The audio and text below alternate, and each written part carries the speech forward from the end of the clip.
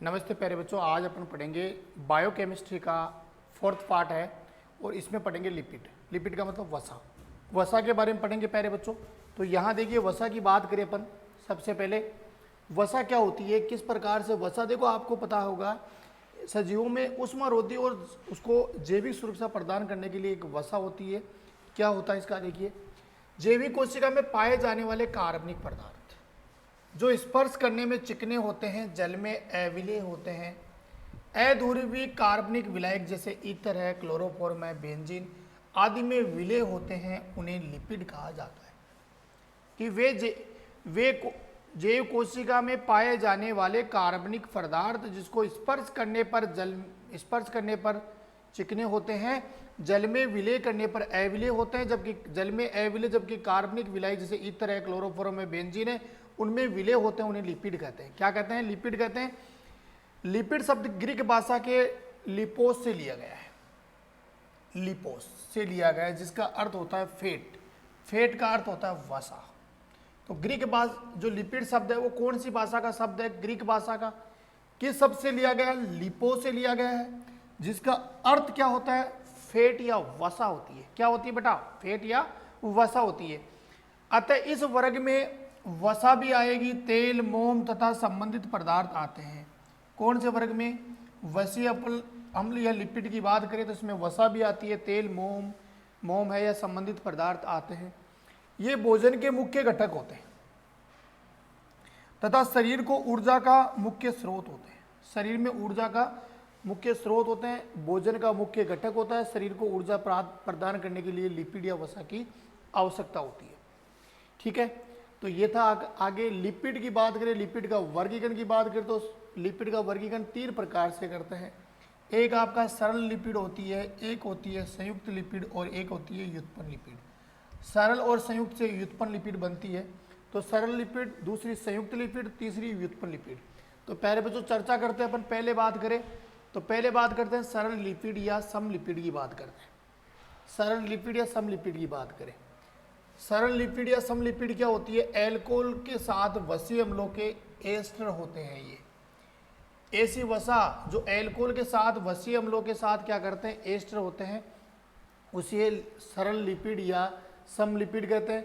ये 2 प्रकार की होती है। कितने प्रकार की होती है? 2 प्रकार की। नंबर 1 प्राकृतिक वसा, नंबर 2 मोम। प्राकृतिक वसा और तेल तो आपके सरल में आते हैं, मोम भी सरल में आती है। मतलब सरल लिपिड है वो 2 भागों में विभाजित कर सकते हैं। कितने भागों में? 2 भागों में। एक सरल लिपिड हो गई जिसको प्राकृतिक वसा और तेल कह सकते सरल लिपिड को, और एक हो गई मोम हो गई। तो 2 भागों में सरल लिपिड को विभाजित कर दिया। सबसे पहले बात करते हैं प्राकृतिक वसा और तेल। ये गिल्सरोल के वसीय अम्लों के ट्राई एस्टर होते हैं। ये बात याद रखनी है। ये कैसे होते हैं? गिल्सरोल के वसीय अम्लों के ट्राई एस्टर होते हैं, अतः इन्हें ट्राईग्लिसराइड भी कहते हैं। कौन से भी कहते हैं मेरे बच्चों? ट्राईग्लिसराइड भी कहते हैं। ये वसा जो है, वसा तो होगी ठोस अवस्था में और तेल आपका होता है द्रव अवस्था में। वसा होती है ठोस अवस्था में और तेल होता है द्रव अवस्था में। तो सरल लिपिड या समलिपिड की बात करें, ये एल्कोहल के साथ वसीय अम्लों के एस्टर होते हैं। 2 प्रकार की होती है, प्राकृतिक वसा और तेल। नंबर 2 पे आती है मोम। नंबर 1 पे बात करें प्राकृतिक वसा और तेल की बात करें, ये गिल्सरोल के वसीय अम्लों के ट्राई एस्टर होते हैं, इसलिए इसे ट्राईग्लिसराइड भी कहते हैं। ये वसा ठोस अवस्था में और तेल किस अवस्था में होती है? द्रव अवस्था में होती है। ठीक है बेटा। इसके बाद में बात करते हैं मोम की बात करते हैं। सबकी बात आगे वाला जो है मोम। मोम का मतलब होता है मोम किस प्रकार से प्राप्त की जाती है। देखिए यहाँ देखिए मोम की बात करें, ये लंबी श्रृंखला के मोनोहाइड्रिक एल्कोहल होते हैं। ये लंबी श्रृंखला के मोनोहाइड्रिक एल्कोहल और लंबी श्रृंखला के वसीय अम्लों के एस्टर होते हैं। मतलब इसमें जो आपका एल्कोहल तो होगा वो लंबी श्रृंखला वाला मोनोहाइड्रिक एल्कोहल, और कार्बोक्सिलिक अम्ल भी होगा लंबी श्रृंखला वाला वसीय अम्लों के एस्टर होते हैं। याद रखना, इसमें दोनों ही श्रृंखला लंबी होगी।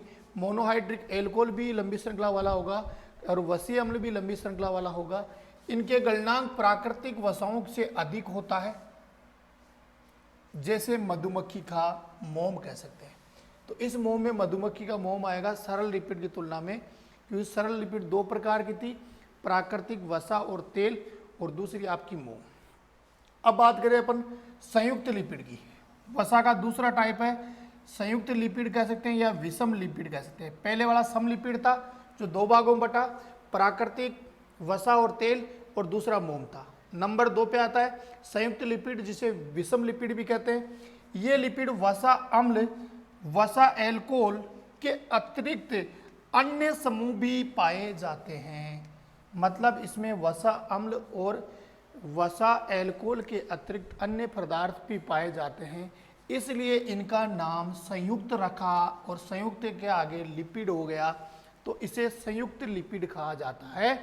कि ऐसा लिपिड जिसमें वसा अम्ल और वसीय एल्कोहल पाए के अतिरिक्त कोई अन्य समूह या अन्य पदार्थ पाया जाता है तो उन्हें संयुक्त लिपिड कहते हैं। ये भी 2 भागों में बटा हुआ है। आगे देखते हैं फास्फोलिपिड और ग्लाइकोलिपिड। कौन सा लिपिड? फास्फोलिपिड और ग्लाइकोलिपिड।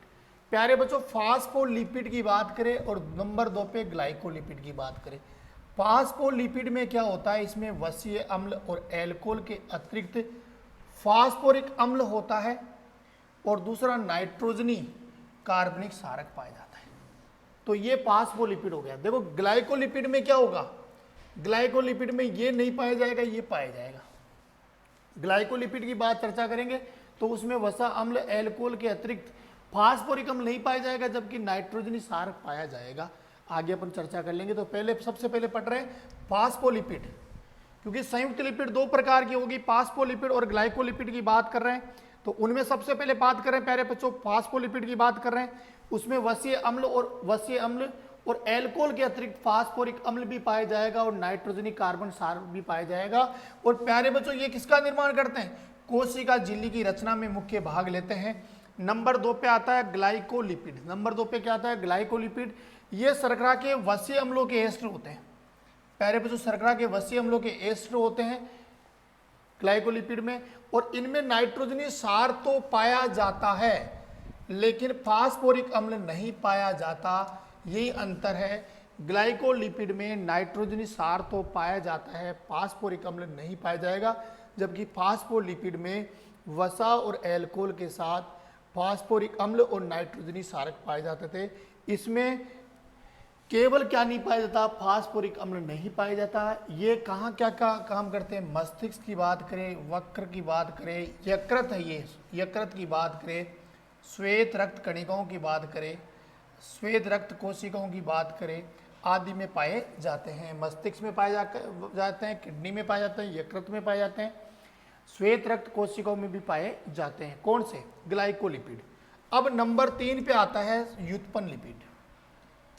प्यारे बच्चों अपने सरल लिपिड पढ़ लिया, संयुक्त लिपिड पढ़ लिया, तीसरे नंबर पे आती है व्युत्पन्न लिपिड। ये सरल और संयुक्त लिपिड के जल अपघटन के उत्पाद होते हैं। मतलब सरल और संयुक्त लिपिड का जल अपघटन किया जाए तो कौन सी व्युत्पन्न लिपिड प्राप्त हो जाएगी बेटा? यहाँ वसा अम्ल और एल्कोहल जो मोनो हाइग्लिसराइड, स्टेरॉइड, टर्पिन और कैरोटीनॉइड आदि से सम्मिलित होते हैं। इसमें वसा अम्ल एल्कोहल भी होंगे, मोनो तथा डाइग्लिसराइड, मोनो तथा डाइग्लिसराइड, स्टेरॉइड होंगे, टर्पिन होंगे और कैरोटीनॉइड होंगे आदि इसमें सम्मिलित होते हैं। ठीक है। अब सरल लिपिड की रासायनिक संरचना पढ़ रहे हैं। अब किसकी पढ़ रहे हैं? सरल लिपिड की रासायनिक संरचना। सरल लिपिड की रासायनिक संरचना में देखिए सबसे पहले बात करते हैं वसा और तेल। सबसे पहले बात करते हैं वसा और तेल। देखिए ग्लिसरॉल के लंबी श्रृंखला युक्त वसीय अम्लों के ट्राई एस्टर होते हैं। वसा अम्ल में सम कार्बन में कार्बन परमाणु होते हैं तथा ये संतृप्त अथवा असंतृप्त हो सकता है। समझ में आई? वसा अम्ल के सम संख्या में कार्बन परमाणु होते हैं तथा ये संतृप्त या असंतृप्त हो सकते हैं। संतृप्त अम्लों की बात करें तो पोमेटिक अम्ल हो गया, दूसरा हो गया स्टेरिक अम्ल। तो एक आपका पोमेटिक अम्ल हो गया, दूसरे हो गया स्टेरिक। ये तो संतृप्त जो अम्लों में पाए जाते हैं। संतृप्त अम्लों में मुख्य रूप से ये होंगे।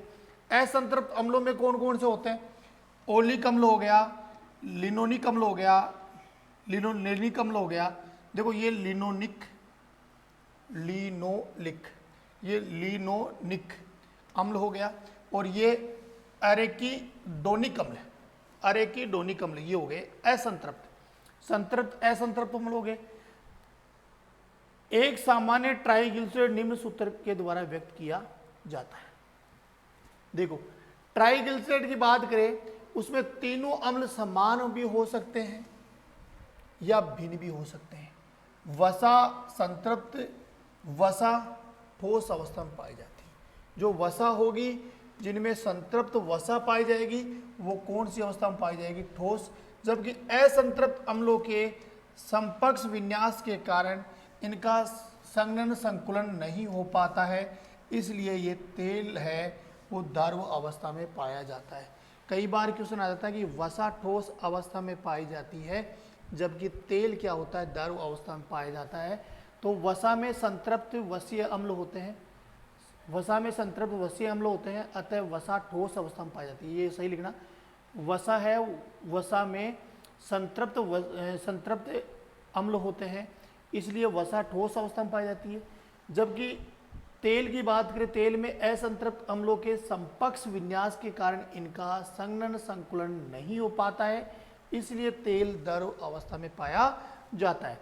अगले बात करें, यहाँ मोम की बात कर रहे हैं, इसकी चर्चा कर रहे हैं अपन मोम की। ये लंबी श्रृंखला वाले संतृप्त और असंतृप्त अम्लों के लंबी श्रृंखला वाले मोनोहाइड्रिक एल्कोहल के एस्टर होते हैं। देखो लंबी श्रृंखला वाले संतृप्त और असंतृप्त अम्लों के लंबी श्रृंखला वाले मोनोहाइड्रिक एल्कोहल के क्या होते हैं? एस्टर होते हैं। ये तो मैंने पहले भी पढ़ा दिया। इनमें दोनों अम्ल भी, वसीय अम्ल भी लंबी श्रृंखला वाले होंगे और मोनोहाइड्रिक भी, एल्कोहल भी लंबी श्रृंखला वाले होंगे। अम्लों में कार्बन परमाणु की संख्या, वसीय अम्लों में कार्बन परमाणु की संख्या कितनी होगी? 14 से 36 होंगे। एल्कोहल में 16 कार्बन से 36 कार्बन होंगे। यहाँ देखो कार्बन की बात करें, अम्लों में कार्बन की बात करें तो अम्लों में कार्बन 14 से कार्बन 36 हो गए। वह एल्कोहल की बात करें तो एल्कोहल में बताओ कार्बन 16 से कार्बन 36 होते हैं, ये पाए जाते हैं। अधिकांश मोम मिश्रित एस्टर होते हैं। अधिकांश जो मोम होते हैं वो मिश्रित एस्टर होते हैं। ये रासायनिक दृष्टि से निष्क्रिय भी होते हैं। रासायनिक दृष्टि से क्या होते हैं? निष्क्रिय होते हैं। रासायनिक दृष्टि से क्या होते हैं? निष्क्रिय। मधुमक्खी का मोम है सिरेल एल्कोहल और मायरिक स्ट्रिक अम्ल का एस्टर होता है। ध्यान रखना, जो मधुमक्खी का जो मोम होता है वो किसका? सेरिल एल्कोहल और मायरिस्टिक अम्ल का क्या होता है? एस्टर होता है। तो ये आपका था, ये रासायनिक दृष्टि से निष्क्रिय होते हैं।